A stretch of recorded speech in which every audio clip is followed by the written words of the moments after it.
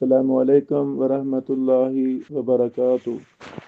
بسم اللہ والحمد للہ والصلاة والسلام علی رسول اللہ، اما بعد۔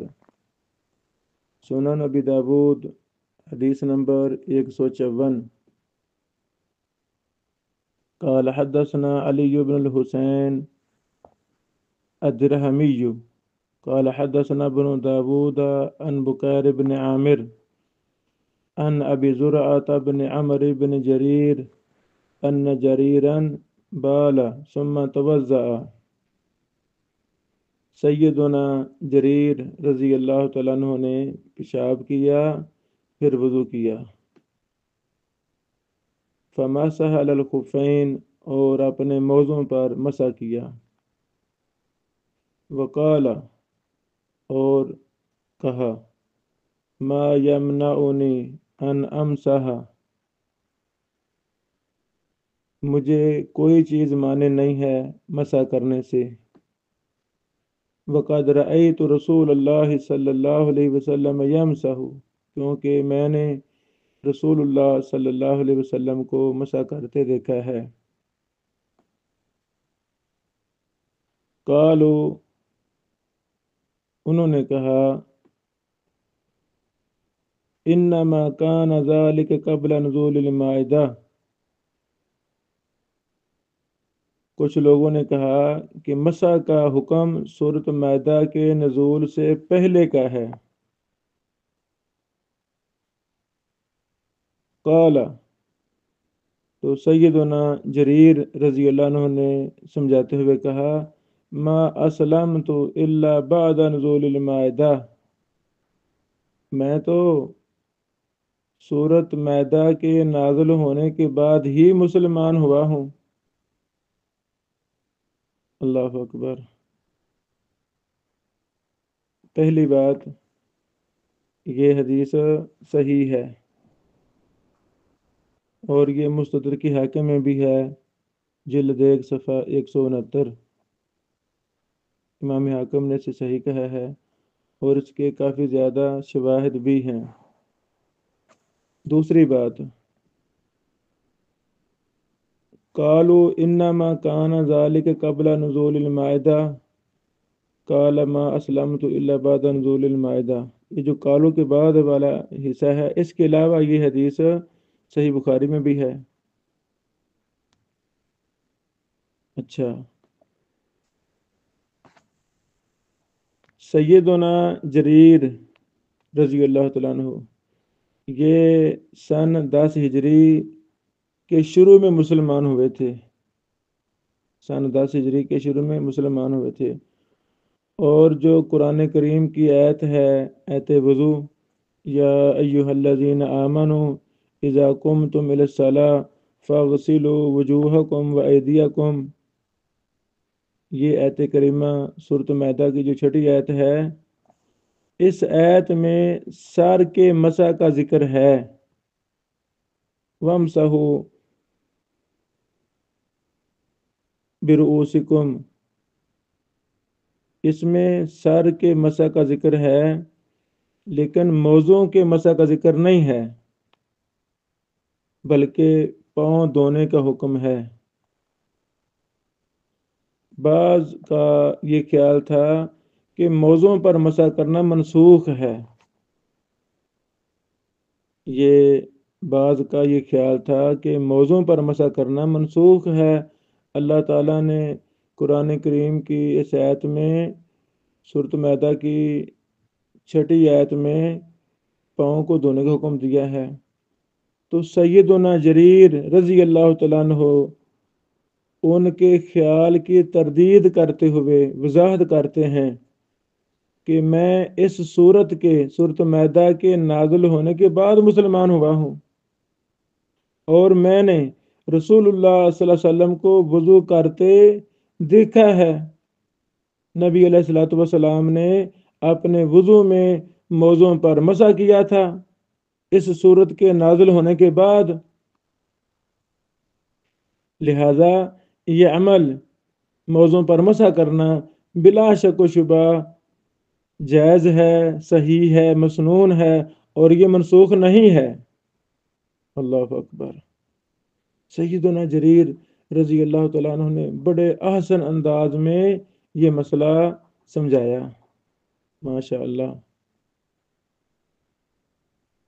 موضوع پر مسح کو منسوخ سمجھنا یہ درست نہیں ہے۔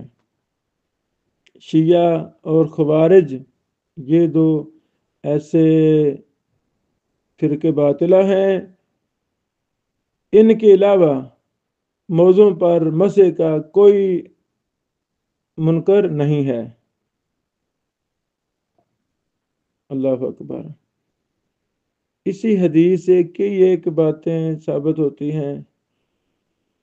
کسی بھی چیز کو منسوخ اسی وقت مانا جائے گا جب کوئی دلیل ہو، قرآن و سنت سے دلیل ہو، یا صحابی وضاحت کر دے، تاریخ کا تعین کر دے، تو پھر منسوخ مانا جاتا ہے۔ تو اس میں سیدنا جریر رضی اللہ تعالیٰ عنہ تاریخ کے ذریعے رد کر رہے ہیں کہ یہ منسوخ نہیں ہے۔ تو امام محدثین نے جو اصول حدیث، اصول فقہ وغیرہ مرتب کیے ہیں، انہوں نے قرآن و سنت کو سامنے رکھ کر ہی مرتب کیے ہیں، الحمدللہ۔ اور یہ بھی ہمارا مسلمانوں کا ایمان ہے، صحابہ کا بھی ایمان تھا، امام محدثین کا بھی ایمان تھا، قرآن و حدیث بھرا ہوا ہے کہ رسول اللہ صلی اللہ علیہ وسلم قرآن کریم کے مفسر تھے۔ ہمارا ایمان ہے قرآن کریم کی وضاحت کے لیے اللہ تعالیٰ نے سیدنا و محبوبنا محمد الرسول اللہ صلی اللہ علیہ وسلم کو نبوت و رسالت دے کر مبعوث فرمایا۔ آپ علیہ الصلوۃ والسلام پر وحی نازل ہوتی تھی، اور آپ سب سے پہلے اس قرآن کریم کی آیات بینات کی وضاحت فرماتے، عمل کے ذریعے، قول کے ذریعے، تقریر کے ذریعے، سبحان اللہ۔ تو وضو والی آیت جس میں پاؤں دھونے کا ذکر ہے، صرف سر کے مسح کا ذکر ہے، اس کے بعد، اس کے نزول کے بعد محمد رسول اللہ صلی اللہ علیہ وسلم نے وضو کیے، جراب موزے پہنے، ان پر مسح کیا۔ یہ دلیل ہے کہ مسح کرنا جائز ہے۔ جو بعض فرقے باطلہ نے کہا کہ موضوع پر مسح کرنا جائز نہیں، ان کی بات باطل ہے، اور بعض دوسرے لوگوں نے کہا کہ جی جرابوں پر مسح جائز نہیں ہے، ان کی بات فضول ہے۔ ہمیں اتباع قرآن و سنت کا ہی ہمیں حکم دیا گیا ہے، اور یہی جنت کی ضمانت ہے، باقی سب فضول راستے ہیں۔ آئیں قرآن و سنت کو اپنا دین، اپنا ایمان سمجھیں، اور یہ کامل اور مکمل دین ہے، الحمدللہ۔ اس طرح اور بھی قرآن کریم سورۃ النحل آیت نمبر 44 میں اللہ رب العالمین نے فرمایا، وَأَنزَلْنَا إِلَيْكَ الذِّكْرَ لِتُبَيِّنَ لِلنَّاسِ مَا نُزِّلَ إِلَيْهِمْ، اور ہم نے تمہاری طرف یہ ذکر اتارا ہے تاکہ آپ لوگوں کو جو ان کی طرف نازل کیا گیا ہے وضاحت کے ساتھ بیان کرتے ہیں۔ تو حدیث، سنت دونوں ایک ہی چیز کے نام ہے۔ حدیث سے مراد سنت ہے، سنت سے مراد حدیث ہے۔ حدیث کا درجہ بھی یقینی اور قطعی ہے، سنت کا درجہ بھی یقینی اور قطعی ہے، کوئی فرق ہے ہی نہیں۔ اللہ اکبر۔ تو ہم دلیل کی پیروی کریں گے، یہی کامیابی کا راستہ ہے، یہی جنت کا راستہ ہے۔ اللہ تعالی ہمیں توفیق عطا فرمائے، آمین۔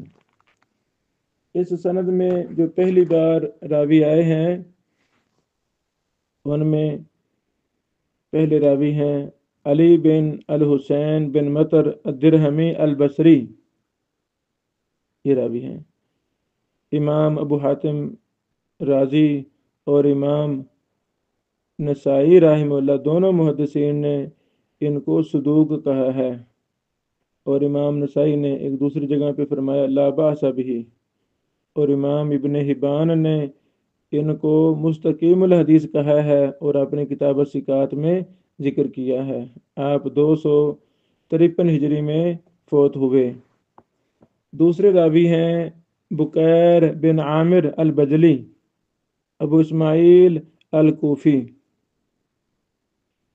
اس راوی کو یہ مختلفی راوی ہے، یہ راوی مختلفی ہے، ان کو امام احمد بن حنبل نے ضعیف قرار دیا ہے، اسی طرح امام ابن معین، امام ابو زرع، امام نسائی نے ضعیف کہا ہے، اور امام ابن عدی رحمہ اللہ نے کہا لیس کثیر الروایہ، ان کی احادیث زیادہ نہیں ہیں، وروایاتہ قلیلہ، ان کی حدیثیں تھوڑی ہیں، ولم اجد لہ متن منکرا، میں نے ان کی احادیث میں کوئی منکر متن نہیں پایا، وہو ممن یکتب حدیث، یہ ان لوگوں سے ہیں جن کی حدیثیں لکھی جائیں گی۔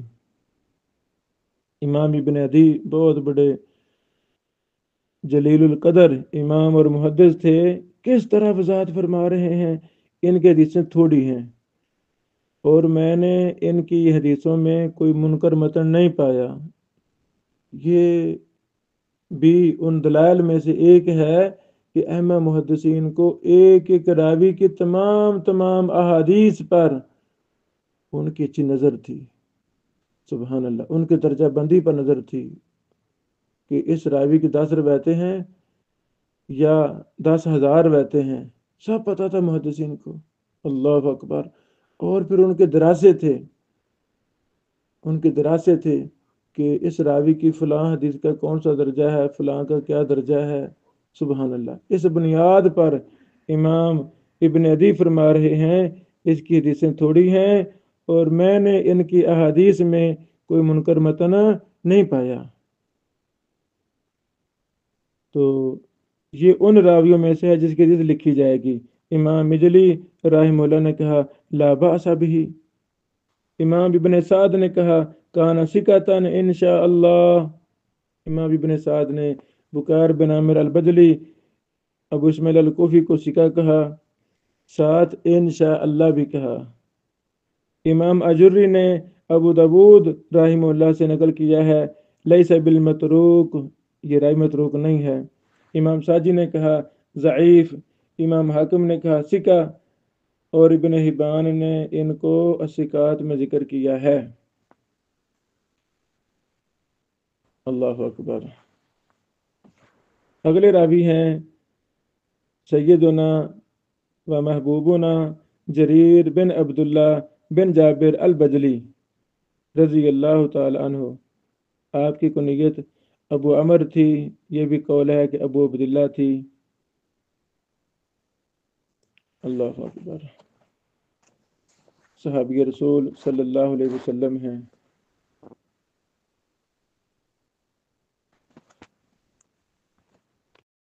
شیخ البانی رحمہ اللہ نے اس حدیث کی اور بھی سندیں دارقطنی سے، سنن دارقطنی حدیث نمبر 71، سنن کبری بہقی جلد 1 صفحہ نمبر 273-274 سے اس کی اور سندیں بھی ذکر کی ہیں۔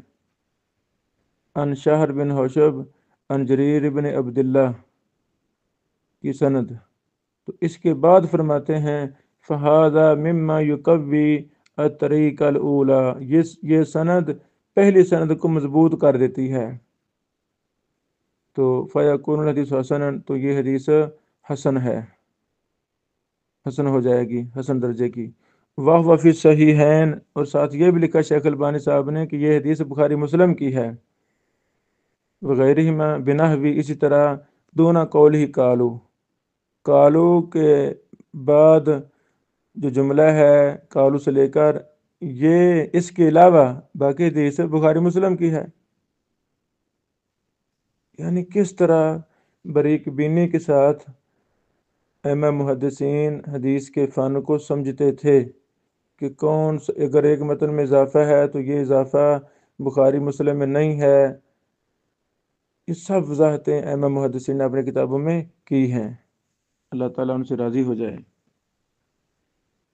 سنن ابی داود حدیث نمبر 155 قال حدثنا مسدد قال حدث و احمد بن ابی شعیب الحرانی، دوبارہ پھر حدیث 155 قال حدثنا مسدد و احمد بن ابی شعیب الحرانی قال، یعنی امام ابو داود رحمہ اللہ اس حدیث کو اپنے دو استادوں سے بیان کرتے ہیں، دو اساتذہ سے، امام مسدد اور احمد بن ابی شعیب الحرانی سے، دونوں نے کہا حدثنا وکیع قال حدثنا دلہم بن صالح عن حجیر بن عبد اللہ عن ابن بریدہ عن ابیہ ان النجاشی اہدى الى رسول اللہ صلی اللہ علیہ وسلم خفین اسودین ساذجین، ماشاء اللہ۔ سیدنا بریدہ بن حصیب رضی اللہ عنہ بیان کرتے ہیں کہ نجاشی جو حبشہ کے والی تھے، انہوں نے رسول اللہ صلی اللہ علیہ وسلم کے لیے سیاہ رنگ کے دو سادہ موزے ہدیہ بھجوائے، سیاہ رنگ کے کالے رنگ کے دو سادہ موزے بھجوائے، فلابسہما آپ نے ان دونوں کو پہنا، ثم توضا پھر وضو کیا، ومسح علیہما اور موضوع پر مسح کیا۔ قال مسدد نے کہا ان دلہم بن صالح، اللہ اکبر، چونکہ اس حدیث کو امام ابو داود رحمہ اللہ دو اساتذہ سے بیان کر رہے ہیں، تو وہ فرق بیان کرتے ہیں کہ مسدد نے کہا دلہم بن صالح، یعنی مسدد نے حدثنا کی بجائے ان سے روایت کی ہے، ان دلہم مبن صالح، سبحان اللہ۔ تو یعنی ان اور حدثنا کا فرق بھی ائمہ محدثین ملحوظ خاطر رکھتے تھے، اور یہ فرق وضاحت بیان کرتے تھے۔ اتنا باریک بین علم ہے علوم حدیث، ماشاء اللہ۔ پھر امام ابو داود رحمہ اللہ نے مزید فرمایا ھذا مما تفرد به اہل البصرہ، کہ یہ حدیث اہل بصرہ کے تفردات میں سے ہے۔ شیخ البانی رحمہ اللہ نے اس حدیث کو شواہد کی وجہ سے حسن کہا ہے، ھذا اسناد حسن فی الشواہد رجالہ ثقات، اس کے راوی ثقہ ہیں، بخاری کے راوی ہیں سوائے دلہم بن صالح کے۔ اس راوی کو محدثین نے ضعیف کہا ہے، اور دلہم بن صالح کے استاذ حجیر بن عبداللہ، ان کو امام ابن عدی رحمہ اللہ نے لا یعرف کہا ہے، یہ غیر معروف راوی ہیں، اور ان کو امام ابن حبان نے الثقات میں ذکر کیا ہے، اور امام ترمذی رحمہ اللہ نے اس حدیث کو حسن کہا ہے۔ حدیث واضح ہے،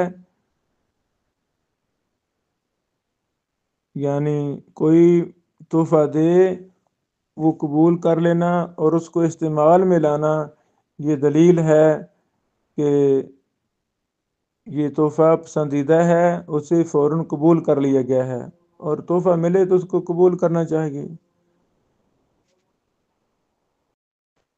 شیخ البانی رحمہ اللہ نے اس حدیث کا ایک شاہد بھی ذکر کیا ہے صحیح ابو داود الام کے اندر، وہ شاہد یہ ہے، شیخ البانی صاحب فرماتے ہیں رحمہ اللہ وقد ساق له البيهقي شاهدا من طریق شعبی عن المغیرة بن شعبہ رضی اللہ تعالی عنہ ان رسول اللہ صلی اللہ علیہ وسلم توضأ ومسح على خفيه قال فقال رجل عند المغيرة بن شعبة يا مغيرة ومن أين كان للنبي صلی اللہ علیہ وسلم خفان؟ ایک شخص نے کہا اے مغیرہ، یہ جو نبی پاک علیہ الصلوۃ والسلام موضوع پر مسح کرتے تھے، یہ موزے کہاں سے آئے تھے، کہاں سے تھے؟ تو مغیرہ نے فرمایا اہداہما الیہ النجاشی، یہ موزے رسول اللہ صلی اللہ علیہ وسلم کو نجاشی نے تحفہ دیے تھے۔ اللہ اکبر۔ قال البيهقي والشعبي انما روى حديث المسح عن عروة عن المغيرة عن أبيه وهذا شاہد لحدیث دلہم بن صالح، یہ شاہد ہے دلہم بن صالح کی حدیث کا۔ اور شعبی کی حدیث عروہ سے یہ ابو داود میں 151 نمبر پر گزری ہے، لیکن اس میں یا مغیرہ یعنی جو مغیرہ سے سوال کیا گیا ہے اس کا ذکر نہیں ہے۔ شیخ البانی صاحب فرماتے ہیں اس زیادتی والی حدیث کی سند صحیح ہے اور یہ مضبوط شاہد ہے اس حدیث کا۔ والحمدللہ علی ذالک۔ اس حدیث میں جو پہلی دفعہ راوی آ رہے ہیں ان میں دلہم بن صالح الکندی الکوفی ہیں۔ امام ابن معین نے کہا ضعیف، امام ابن حبان نے کہا منکر الحدیث جدا، ينفرد عن الثقات بما لا يشبه حدیث الاثبات۔ امام ابن حبان نے فرمایا یہ ثقات سے احادیث بیان کرنے میں منفرد ہیں، یہ ایسی حدیثیں بیان کرتے ہیں جو ثقہ ثبت راویوں کی حدیث کے مشابہ نہیں ہوتی۔ اللہ اکبر۔ امام ابن حبان بہت بڑے ائمہ محدثین میں سے تھے۔ اللہ اکبر۔ الحمدللہ ان کی بھی تمام جرح و تعدیل کی کتابیں اور ان کی دیگر کتب حدیث وغیرہ میں جو جرح و تعدیل کی بحوث تھیں، یا جو امام ابن حبان کے شاگردوں نے اپنے استاد محترم کی بحوث علم حدیث جرح و تعدیل میں نقل کی، وہ الحمدللہ ایک مسوعہ 3 جلدوں میں وہ ہم لا رہے ہیں، تقریباً مکمل ہو گیا ہے، ابھی آخری مراحل میں ہے۔ انشاءاللہ اللہ زندگی دے تو اس کو بھی ہم شائع کریں گے بہرحال انشاءاللہ۔ امام ابو عبید الاجری رحمہ اللہ نے کہا ابو داود رحمہ اللہ سے لیس بہ باس، اور ابو حاتم رازی نے فرمایا ہوا احب الی من بکار بن عامر و عیسیٰ بن المسیب۔ اللہ اکبر۔ اگلے راوی ہیں ابن بریدہ، ان کا نام عبداللہ بن بریدہ ہے الاسلمی المروزی، مرو کے قاضی تھے، بڑے بڑے صحابہ کے شاگرد تھے۔ انہوں نے اپنے باپ رضی اللہ تعالیٰ عنہ سیدنا بریدہ سے سنا، سیدنا ابن عباس کے شاگرد تھے، سیدنا ابو ہریرہ کے شاگرد تھے، سیدنا عمران بن حسین کے شاگرد تھے، سیدنا ابو موسیٰ اشعری کے شاگرد تھے، سیدنا عبداللہ بن مغفل، سیدنا مغیرہ بن شعبہ، سیدنا سمرہ بن جندب، سیدنا معاویہ، امی جان امی عائشہ صدیقہ رضی اللہ عنہ، ماشاء اللہ و رضی اللہ عنہ مجمعین۔ ان تمام کبار صحابہ کرام کے یہ شاگرد تھے، تابعی تھے، عبداللہ بن بریدہ۔ اللہ اکبر۔ امام احمد بن حنبل فرماتے ہیں ہوا و اخوہ سلیمان ثقتان، یہ عبداللہ بن بریدہ اور ان کے بھائی سلیمان یہ دونوں ثقہ ہیں۔ اللہ اکبر۔ اسی طرح دیگر محدثین نے بھی ان کو ثقہ کہا ہے، تہذیب و تہذیب وغیرہ میں مفصل حالات ہیں۔ آگے سیدنا بریدہ رضی اللہ تعالیٰ عنہ صحابی ہیں۔ سنن نبی داود حدیث نمبر 156۔ قال حدثنا أحمد بن يونس قال حدثنا ابن حي هو الحسن بن صالح عن بكار بن عامر البجلي عن عبد الرحمن بن أبي نعمة عن المغيرة بن شعبة أن رسول الله صلى الله عليه وسلم مسل الكفين. سیدنا مغیرہ بن شعبہ رضی اللہ تعالی عنہ فرماتے ہیں بے شک رسول اللہ صلی اللہ علیہ وسلم نے موزوں پر مسح کیا. میں نے کہا یا رسول اللہ، اے اللہ کے رسول صلی اللہ علیہ وسلم، نسیتا، کیا آپ بھول گئے ہیں؟ یعنی آپ بول رہے ہیں؟ سوالیہ نشان، سوالیہ انداز میں. قال، آپ صلی اللہ علیہ وسلم نے فرمایا بل انت نسیتا، بلکہ تم بول رہے ہو.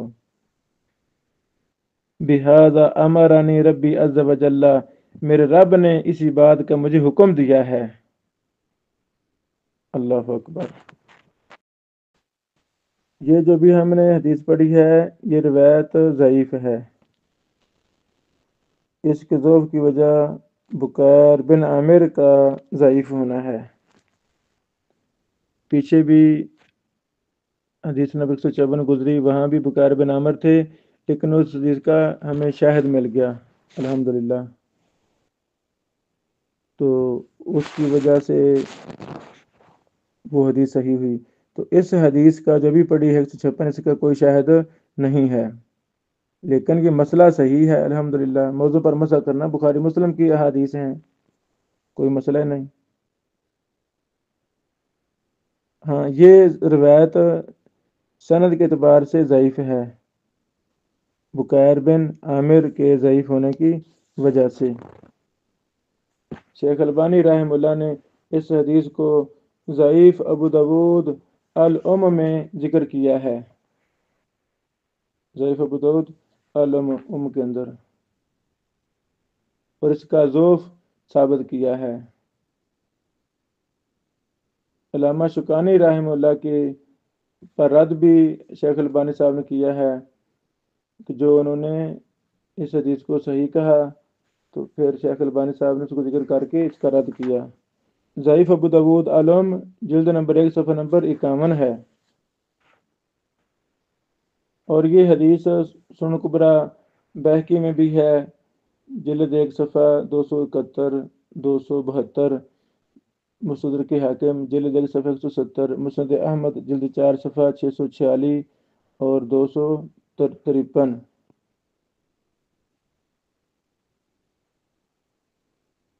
تو امام حاکم نے اس کی سند کو گرچہ صحیح کہا ہے، تو شیخ البانی رحمہ اللہ ان کا رد فرماتے ہیں کہ نہیں، یہ سند صحیح نہیں ہے. پھر لکھتے ہیں کہ امام ذہبی نے خود بکیر کے ترجمہ میں کہا ہے میزان میں ضعف ابن معین والنسائی وقال بزر علیہ بقوی وقال احمد علیہ بذاک وقال مرد علیہ بباس وقال ابن عدی روایات قلیلہ ولم اجد له متن منکرا. تو شیخ البانی رحمہ اللہ یہ ساری وضاحت لکھی ہے. ایک اہم وضاحت جو مجھ سے رہ گئی، سنن ابی داود کی حدیث نمبر 155 کے آخر میں جو امام ابو داود رحمہ اللہ نے کہا ھذا مما تفرد به اہل البصرہ، کہ یہ اہل بصرہ کے تفردات میں سے ہے. اس پر مفصل دراسہ اپنے دور کے امام اور بہت بڑے محدث اور شارح حدیث، خادم حدیث میری مراد، شمس الحق عظیم آبادی رحمہ اللہ رحمتاً واسعہ، انہوں نے ابو داود کی شرح اون المعبود میں اس حدیث پر مفصل دراسہ کیا ہے اور ثابت کیا ہے کہ یہ بات درست نہیں ہے کہ یہ اہل بصرہ کا تفرد ہے، یہ بات درست نہیں ہے، اس میں تسامح ہے. تو تفصیل اون المعبود میں یہ ساری موجود ہے. بارک اللہ فیکم. اسی کے ساتھ ہمارا باب بھی مکمل ہوا. اگلا باب ہم آگے کل شروع کریں گے انشاءاللہ۔ السلام علیکم ورحمۃ اللہ وبرکاتہ۔